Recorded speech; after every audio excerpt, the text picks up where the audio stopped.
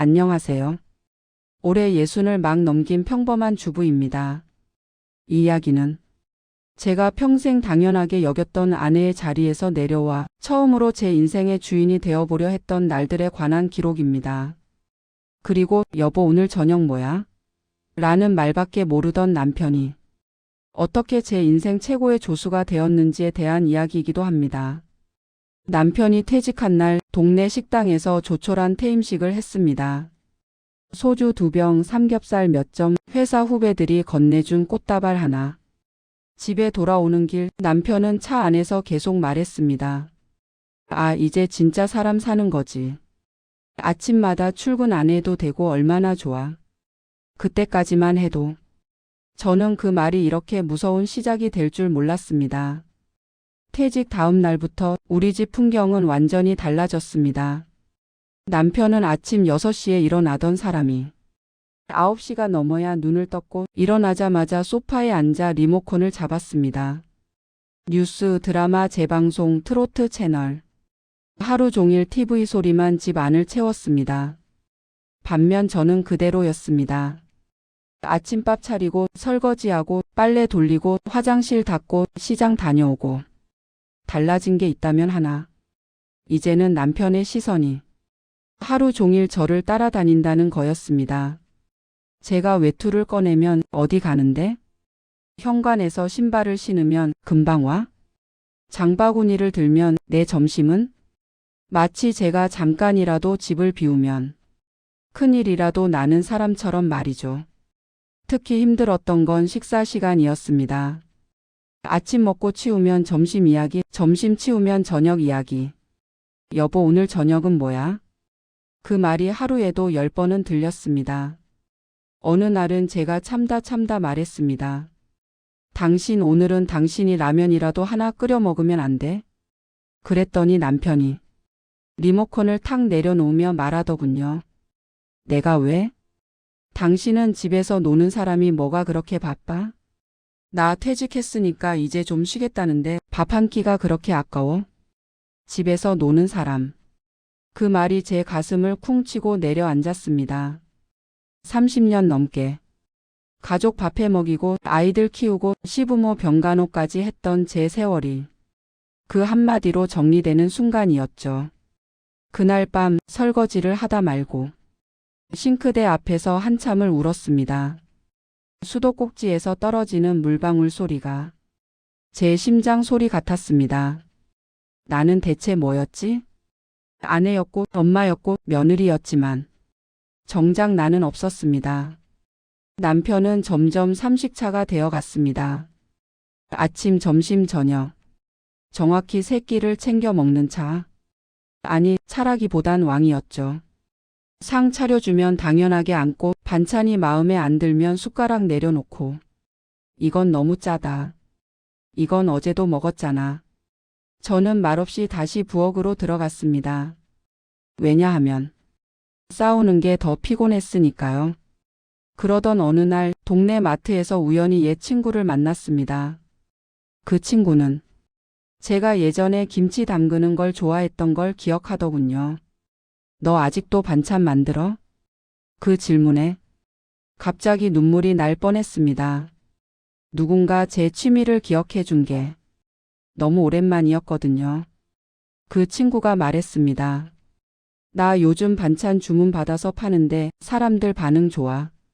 너도 해볼래? 집에 돌아오는 길 내내 그 말이 머릿속을 맴돌았습니다. 처음엔 정말 소소하게 시작했습니다. 깍두기, 멸치볶음, 장조림. 사진도 제대로 못 찍고 휴대폰으로 대충 찍어 올렸습니다. 주문이 하나 들어왔을 때 손이 떨릴 정도로 기뻤습니다. 그날 밤 남편 몰래 포장하면서 혼자 웃고 있었습니다. 마치 몰래 연애라도 하는 사람처럼요. 하지만 남편은 금방 눈치를 챘습니다. 요즘 왜 자꾸 부엌에서 늦게까지 있어? 제가 조심스럽게 말했습니다. 반찬 조금 팔아보려고. 그러자 남편이 코웃음을 치더군요. 그까짓 거 해서 돈이나 되겠어? 집안일이나 똑바로 해. 그 말에 상처받았지만 저는 처음으로 그냥 웃고 말았습니다. 왜냐하면 제 안에서 아주 작은 불씨가 생겼기 때문입니다. 그래도 한번 해보자.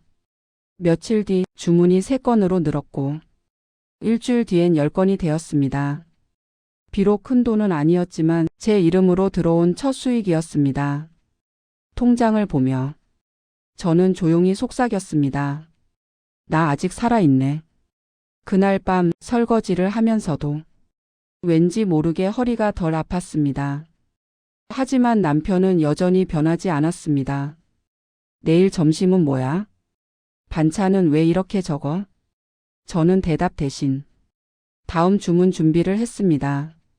이상하게도 예전처럼 억울하지 않았습니다. 왜냐하면 제 인생이 조금씩 움직이기 시작했기 때문입니다. 반찬 주문은 제가 생각했던 것보다 훨씬 빠르게 늘어났습니다. 처음엔 하루 3-4건이 전부였는데 동네 맘카페에 사진이 하나 올라간 뒤부터는 아침마다 휴대폰 알림이 쉴 새 없이 울렸습니다. 깍두기 추가 가능할까요? 장조림 이번 주도 되나요? 아이 반찬도 주문하고 싶어요. 처음엔 기쁘기만 했습니다. 누군가 제 손맛을 인정해 준다는 게 얼마나 큰 위로인지 그때 처음 알았습니다. 하지만 곧 현실이 따라붙었습니다. 새벽 5시에 일어나 시장 다녀오고 재료 손질하고 조리하고 포장하고 그러고도 남편 아침밥은 차려야 했고 설거지도 제 몫이었습니다. 점심이 되면 남편이 소파에서 말했습니다. 여보, 나 배고파. 그 말 한마디에 저는 다시 앞치마를 둘렀습니다. 몸이 점점 말을 안 듣기 시작했습니다.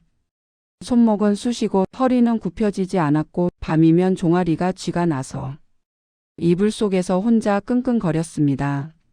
어느 날은 포장 박스를 들다가 순간 어지러워 주저앉았습니다. 그 모습을 본 남편이 말했습니다. 그만 좀 하지 그래. 몸 상해서 병원비가 더 나오겠다. 그 말 속엔 걱정이 아니라 짜증이 섞여 있었습니다. 마치 제가 괜히 일을 벌려 집 분위기를 흐리는 사람처럼요. 그날 밤 저는 처음으로 남편에게 말했습니다. 나 혼자서는 못하겠어. 남편은 TV에서 눈을 떼지 않은 채 말하더군요. 그럼 접어. 누가 하랬어? 순간 가슴이 철렁 내려앉았습니다. 제가 바랐던 건 대단한 도움이 아니라 그저 내가 좀 도와줄까? 라는 한마디였는데 말이죠. 다음 날 아침 저는 시장을 다녀온 뒤 재료를 내려놓고 그대로 식탁에 앉았습니다. 그리고 아주 조용히 말했습니다. 오늘은 당신이 밥 좀 해줘. 남편이 깜짝 놀란 표정으로 저를 보더군요. 내가? 응. 김치찌개 끓이면 돼. 남편은 한참을 말없이 서 있다가 마지못해 부엌으로 들어왔습니다. 그날 제가 본 남편의 뒷모습은 참 낯설었습니다. 처음부터 난관이었습니다. 쌀 씻는 법을 몰라 3번이나 물을 갈아엎고 김치통을 열다 쏟고 찌개는 넘쳐 가스레인지가 엉망이 됐습니다. 결국 남편은 국자를 들고 멍하니 서 있었습니다. 이게 왜 이렇게 어려워? 그 말이 저에겐 거의 고백처럼 들렸습니다. 밥상은 엉성했습니다. 김치찌개는 짜고 계란말이는 타고 밥은 설익었습니다. 하지만 저는 말없이 먹었습니다. 왜냐하면 그 밥상 위엔 남편의 첫 번째 패배가 올라와 있었으니까요. 설거지를 하다 말고 남편이 제게 물었습니다. 당신 맨날 이런 거 했어? 저는 고개를 끄덕였습니다. 30년. 남편은 아무 말도 하지 않았습니다. 그날 이후 남편은 조금씩 집안일을 하기 시작했습니다. 처음엔 쓰레기 버리기, 그 다음은 빨래 널기. 하지만 빨래를 색깔 구분 안 하고 돌려 흰 셔츠가 분홍색이 되었고 청소기를 돌리다 콘센트를 뽑아 TV가 꺼졌다고 화를 냈습니다. 그래도 저는 참았습니다. 예전 같았으면 제가 다시 했겠지만 이번엔 일부러 손을 놓았습니다. 주문은 계속 늘어났습니다. 하루 20건, 30건. 몸은 힘들었지만 통장은 조금씩 불어났습니다. 제가 처음으로 제 이름으로 돈을 벌고 있다는 사실이 저를 버티게 했습니다. 어느 날 남편이 걸레를 들고 거실 바닥을 닦고 있더군요. 허리를 반쯤 굽힌 채 어설프게 밀고 당기면서요. 그 모습이 우스우면서도 이상하게 마음이 짠했습니다. 그 사람도 처음 해보는 인생이었을 테니까요. 하지만 남편의 자존심은 아직 남아 있었습니다. 이런 거 잠깐 도와주는 거지 내가 주부 되는 건 아니야. 저는 웃으며 말했습니다. 알았어. 그럼 오늘 저녁 설거지는 당신 담당. 남편은 인상을 찌푸렸지만 아무 말도 못했습니다. 그리고 그날 밤 저는 계산기를 두드려 보았습니다. 이번 달 예상 수익 처음으로 100만 원을 넘길 것 같았습니다. 손이 떨렸습니다. 이게 시작이라는 걸 본능적으로 알았거든요. 그날은 평소보다 주문이 더 많았습니다. 동네 반찬 가게 사장님이 제 반찬을 맛보고 연락을 주셨고 근처 어린이집에서도 정기 납품이 가능하냐고 물어왔습니다. 그때부터는 더 이상 집 부엌으로 감당할 수 없는 양이 되었습니다. 저는 새벽마다 계산기를 두드리며 원가를 따지고 포장 단가를 적고 납품 시간을 맞추느라 밤잠을 설쳤습니다. 그리고 드디어 결심했습니다. 작은 공유 주방을 빌리기로요. 남편에게 말하던 날 저는 괜히 평소보다 차분한 척했습니다. 나 이제 집에서만 안 해. 주방 하나 계약했어. 남편이 숟가락을 내려놓으며 물었습니다. 얼마나 든다고? 보증금 500, 월세 40. 그 숫자에 남편 눈이 커졌습니다. 미쳤어? 그 돈을 왜 써? 저는 조용히 대답했습니다. 이미 계약했어. 그날 처음으로 남편이 저를 똑바로 보았습니다. 그 다음 주부터 제 하루는 완전히 달라졌습니다. 아침 6시 기상. 도시락 싸듯 재료 챙겨 나가고 낮에는 조리, 오후엔 포장과 배송. 저녁에야 집에 들어왔습니다. 남편은 거실에 앉아 있다가 제가 문을 열면 말했습니다. 이제 와? 예전 같았으면 죄송하다고 했겠죠. 하지만 그날은 다르게 말했습니다. 응. 이랬어. 집 안의 공기가 바뀌기 시작했습니다. 남편은 점심을 혼자 해결해야 했고 빨래 시간도 스스로 맞춰야 했습니다.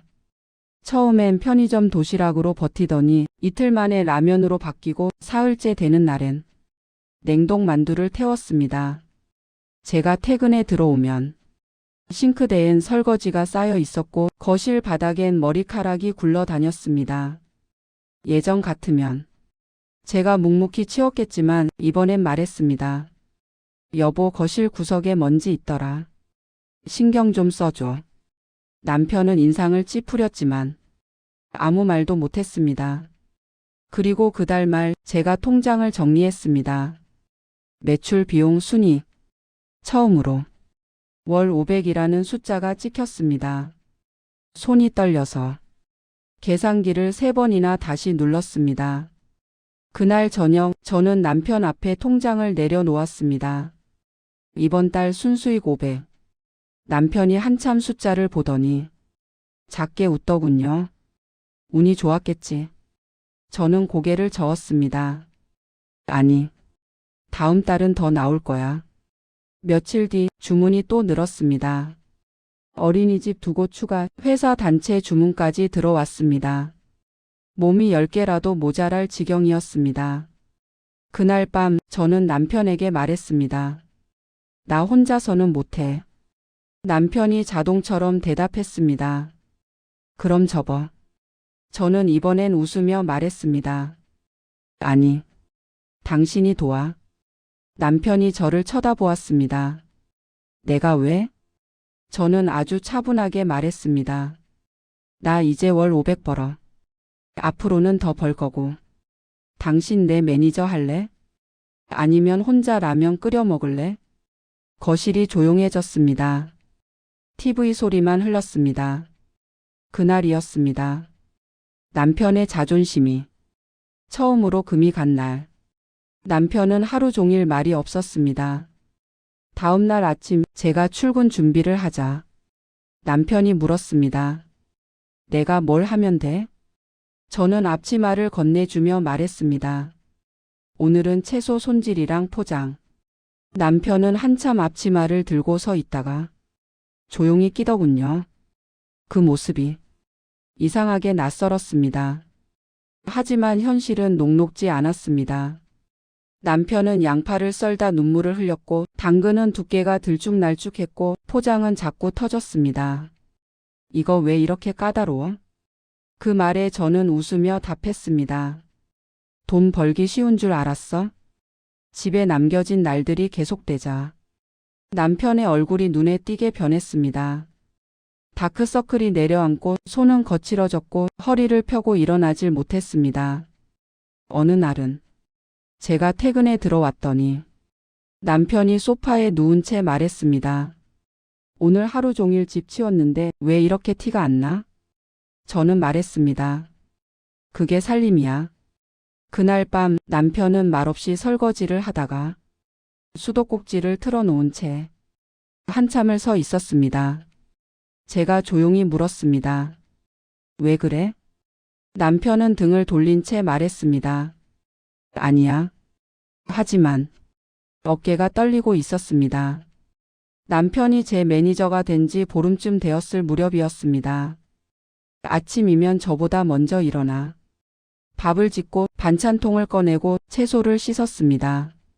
처음엔 손놀림이 서툴러 칼에 손을 빼고 봉투를 찢어먹고 라벨을 거꾸로 붙이기 일쑤였죠.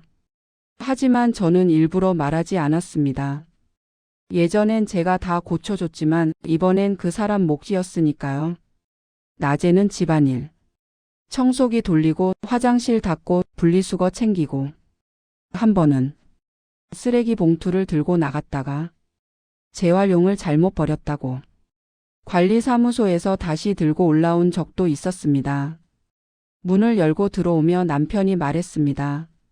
이것도 다 구분해야 되는 거였어? 저는 웃으며 대답했습니다. 당연하지. 그날 남편은 현관에서 한참을 서 있었습니다. 저녁이면 다시 조수 역할. 재료 정리하고 포장하고 배송 정리. 허리를 굽혔다 펴다 하느라 남편의 얼굴이 점점 굳어갔습니다. 어느 날은 식탁 의자에 털썩 앉으며 말하더군요. 밖에서 일하는 게 더 편한 줄 알았어. 저는 대답하지 않았습니다. 이미 답은 그 사람 몸이 알고 있었으니까요. 그리고 어느 비 오는 저녁이었습니다. 제가 평소보다 늦게 들어온 날이었죠. 현관문을 열자 집 안에 낯선 냄새가 났습니다. 된장국 냄새. 식탁 위엔 밥 2공기와 김치, 계란말이, 멸치볶음이 놓여 있었습니다. 솔직히 말하면 모양은 엉성했습니다. 계란말이는 찢어져 있었고 국은 조금 작고 멸치는 살짝 탔습니다. 하지만 저는 그 앞에서 한동안 말을 잇지 못했습니다. 남편이 부엌에서 나와 제 앞에 섰습니다. 그리고 고개를 숙이더군요. 여보 미안했어. 그 짧은 한마디가 제 가슴을 세게 쳤습니다. 남편은 계속 말했습니다. 나는 당신이 집에 있는 게 그냥 쉬는 줄 알았어. 밥 차리고 치우고 빨래 돌리고 화장실 닦는 게 이렇게 끝이 없는 일인 줄 몰랐어. 그리고 잠시 멈췄다가 조용히 덧붙였습니다. 밖에서 일하는 것보다 이게 더 힘드네. 그 순간 30년치 서러움이 한꺼번에 올라왔습니다. 저는 밥숟가락을 들다가 결국 눈물을 흘렸습니다. 남편은 당황하며 말했습니다. 왜 울어? 저는 울면서 웃었습니다. 몰라. 그냥 처음이라서. 누군가 제 노고를 처음으로 인정해준 순간이었으니까요. 그날 이후 남편은 정말 달라졌습니다. 제가 출근 준비를 하면 도시락을 싸주었고 문 앞까지 나와 말했습니다. 조심히 다녀와. 예전 같으면 상상도 못할 일이었습니다. 집에 돌아오면 거실이 정리돼 있었고 빨래가 개어져 있었고 바닥이 반짝였습니다. 완벽하지는 않았지만 함께 산다는 느낌이 들기 시작했습니다. 어느 날은 남편이 말하더군요. 당신 나 없으면 이 일 못하겠지? 저는 웃으며 대답했습니다. 이제는 진짜 내 편이니까. 남편도 웃었습니다. 그 웃음이 예전과는 달랐습니다. 지금도 우리는 가끔 다툽니다. 남편이 깜빡하고 설거지를 안 할 때도 있고 제가 예민해질 때도 있습니다. 하지만 달라진 게 하나 있습니다. 예전엔 제가 참고 넘겼다면 이젠 말합니다. 여보, 그건 당신 차례야. 그러면 남편은 투덜거리면서도 일어납니다. 제 인생에서 가장 큰 변화는 돈이 아닙니다. 존중입니다. 같이 살아온 세월이 아니라 서로의 하루를 이해하게 됐다는 것. 그게 진짜 변화였습니다. 여러분, 혹시 지금도 혼자만 집안일을 떠안고 계신가요? 당연한 역할이라 생각하며 참고 계신가요? 말씀드리고 싶습니다. 늦지 않았습니다. 저도 60이 넘어서야 제 인생을 시작했습니다. 그리고 마지막으로 이 말은 꼭 하고 싶습니다. 남편은 고쳐 쓰는 게 아니라 길들이는 거랍니다. 여러분 댁 남편분들은 집안일 좀 도와주시나요? 댓글로 이야기 나눠주세요. 오늘도 여러분의 하루를 응원합니다.